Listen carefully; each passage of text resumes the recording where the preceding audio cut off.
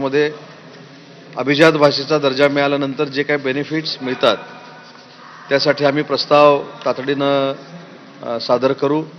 सदानंद मोरे साहेबांनी मुळे साहेबांनी अजून एक शेखावत साहेबांना मागणी केली की महाराष्ट्री प्राकृत म्हणून प्राकृत भाषेला जो अभिजात भाषेचा दर्जा मिळालेला आहे त्या प्राकृतवर मराठीमध्ये देखील महाराष्ट्रामध्ये देखील फार मोठ्या पद्धतीनं संशोधन होतं आहे.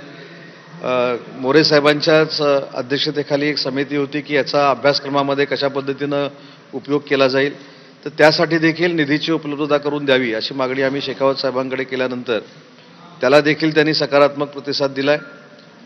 आणि 31 जानेवारी 1 फेब्रुवारी आणि 2 फेब्रुवारीला पुण्यामध्ये मराठी विश्वसंमेलन जे होतं आहे त्याच्या उद्घाटनाला देखील यायचं मान्य सांस्कृतिक मंत्र्यांनी केलेलं आहे.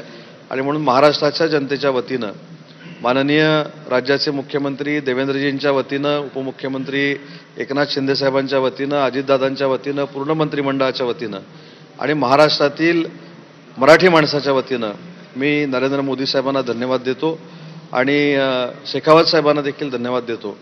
आणि ह्याच्यातला योगायोग असा आहे की 11 वर्षापूर्वी जो पहिला प्रस्ताव पाठवला त्या मी महाराष्ट्राच्या राज्यामध्ये पहिला मराठी भाषेचा राज्यमंत्री होतो आणि पुन्हा एकदा देवेंद्रजींच्या मंत्रिमंडळामध्ये माननीय एकनाथ शिंदे साहेबांच्या आशीर्वादानं कॅबिनेट मंत्री मराठी भाषेचा झाल्यानंतर हा GR माझ्या हातामध्ये मिळण्याचं भाग्य हे नियतीनं आणून ठेवलेलं होतं.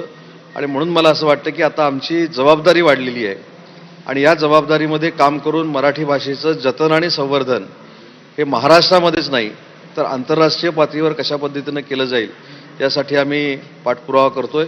आणि म्हणून पुन्हा एकदा रंगनाथ पठारे समिती असेल, ज्ञानेश्वर मुळे साहेबांची समिती असेल, महाराष्ट्रातले सगळे साहित्यिक असतील ज्यांनी मराठी भाषेला अभिजात भाषेचा दर्जा मिळण्यासाठी प्रयत्न केलं, पूर्वीचं एकनाथ शिंदे साहेबांच्या नेतृत्वाखालचं सरकार असेल किंवा आताचं विद्यमान महायुतीचं देवेंद्रजींच्या नेतृत्वाखालचं सरकार असेल, या सगळ्यांच्याच इच्छेपोटी हा अभिजात दर्जा माननीय नरेंद्र मोदी साहेबांनी महाराष्ट्राच्या जनतेला दिला.